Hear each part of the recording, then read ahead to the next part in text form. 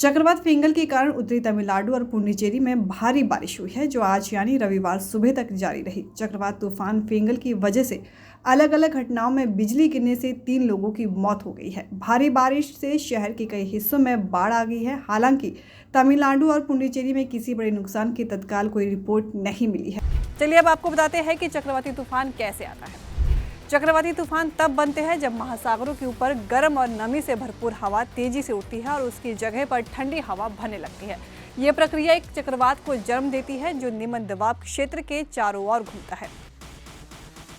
चलिए इसके बनने की प्रक्रिया भी जान लेते हैं। चक्रवाती तूफान तब बनता है जब महासागरों का सही तापमान 27 डिग्री सेल्सियस या उससे अधिक होता है। गर्म पानी हवा को गर्म करता है जिससे वे ऊपर उठती है और गर्म हवा ऊपर उठने से सतह पर निम्न दबाव क्षेत्र बनाता है, जिससे ठंडी हवा इस जगह को भरने के लिए तेजी से आती है और पृथ्वी के घूर्णन के कारण ये हवा घूमने लगती है। उत्तरी गोलार्ध में ये चक्रवात घड़ी की सुइयों के विपरीत और दक्षिणी गोलार्ध में घड़ी की सुइयों की दिशा में घूमते हैं। समुद्र से लगातार वाष्पीकरण और संघनन के कारण चक्रवात को ऊर्जा मिलती रहती है, जिसे ये और मजबूत होता है। ये चक्रवात समुद्र की नमी को अपनी ओर खींचता है, जिससे भारी बारिश और तेज हवाएं चलती हैं। बता दें कि चक्रवात फिंगल भी इसी तरह बंगाल की खाड़ी के गर्म जल से ऊर्जा प्राप्त कर बना है और धीरे धीरे विकसित होकर खतरनाक रूप ले चुका है। अब सवाल आता है, चक्रवाती तूफान फिंगल को रोकने के लिए हम क्या कर सकते हैं। तो चक्रवाती तूफान जैसे प्राकृतिक आपदाओं को पूरी तरह से रोकना संभव नहीं है, क्योंकि वे प्राकृतिक प्रक्रियाओं का हिस्सा है, लेकिन उनके प्रभावों को कम करने और जान माल की सुरक्षा सुनिश्चित करने के लिए कई उपाय किए जा सकते हैं। जैसे आधुनिक तकनीकों और उपग्रहों की मदद से चक्रवात का सटीक पूर्वानुमान किया जा सकता है। भारतीय मौसम विभाग नियमित रूप से अलर्ट और अपडेट जारी करता है।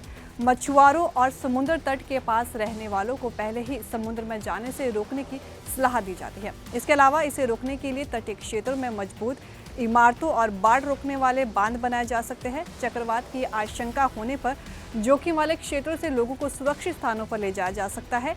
तटीय इलाकों में मजबूत और ऊंचाई वाले आश्रय गृह बनाए जा सकते हैं और जनता को चक्रवात के खतरों और बचाव उपाय के बारे में जागरूक किया जा सकता है।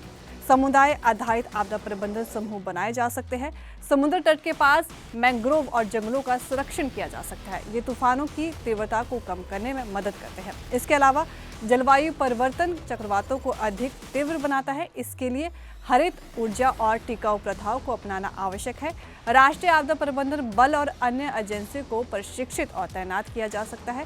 संचार प्रणालियों को मजबूत करें ताकि आपातकालीन सूचनाएं तुरंत पहुंचाई जा सके।